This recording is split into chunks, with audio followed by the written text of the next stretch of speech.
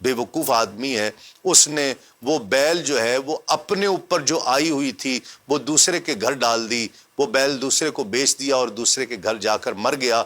लेकिन याद रखो कल इसका घोड़ा मर जाएगा, तो गोश्त ही गोश्त होगा, तुम बहुत ज़्यादा खाना। दूसरे दिन जैसे ही उसने बंदे ने सुना, उसने घोड़ा भी बेच दिया। अब वो कुत्ता मुर्गे से कहने लगा कि तुम तो कहते थे कि घोड़ा मर जाएगा, तो घोड़ा खा लेना, गोश्त ही गोश्त होगा बहुत। उसने कहा जी हमारा मालिक बेवकूफ़ी कर रहा है, उसने ये घोड़ा भी जो है वो दूसरे को बेच दिया और वो दूसरे के घर जाकर मर गया। अब आज सुन लो कि ये मालिक खुद मर जाएगा और इसके मरने पर जो खाना वगैरह पकेगा, लोग आएंगे, मेहमान आएंगे, तुम्हें खाना ही खाना मिलेगा।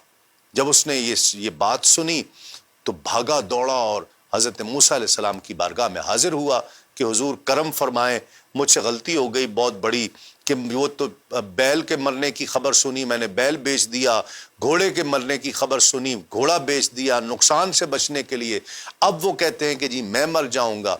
हज़रत मूसा अलैहिस्सलाम ने फरमाया कि क़ज़ा को अब कोई नहीं टाल सकता, वो तुम्हारी जान का फिदिया था, सदका था, अगर वो मर जाते तो तुम्हारी जान बच जाती।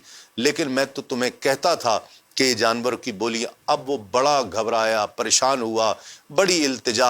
हज़रत मूसा अलैहिस्सलाम ने फरमाया क़ज़ा को अब कोई नहीं टाल सकता।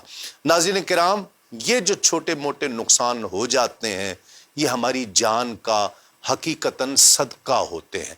सदका वैसे ही देते रहना चाहिए, वो जान का सदका, माल का सदका, आल औलाद का सदका होता है, घर बार का सदका होता है, ताकि आपकी जान महफूज रहे, अल्लाह रब्बुल इज़्ज़त की रहमत में रहे।